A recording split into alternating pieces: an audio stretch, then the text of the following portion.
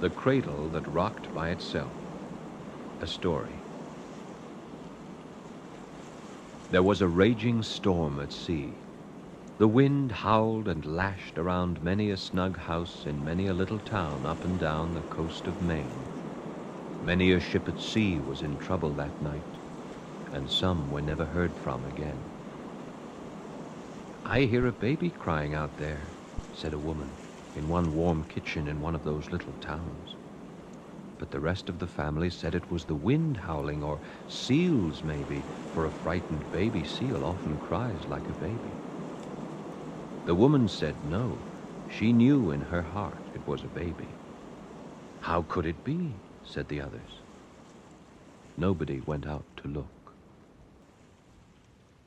The next morning they found a cradle washed ashore out of some ship, and they took it up to the house, for it was a good cradle, and they used it for every baby that came along year after year. But there was one strange thing about it. Every time the wind blew a gale, the cradle would rock by itself.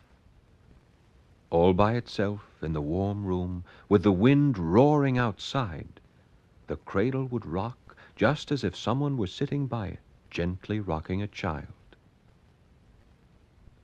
This happened so often that the family got used to it. No harm ever came of it, and the baby liked it.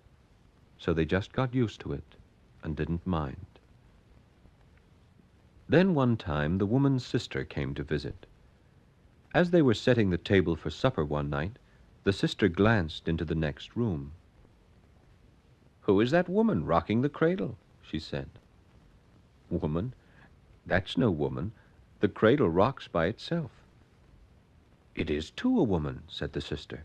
"She has long black hair, and her face is white and sad, and she's sitting there rocking the cradle and bending over the baby." Nobody else could see her. But the mother grabbed up her baby, and the next day they took the cradle outdoors and chopped it up for kindling wood.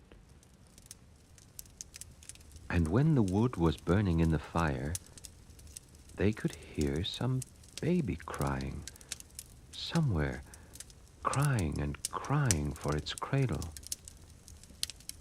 But after that, they never heard it again.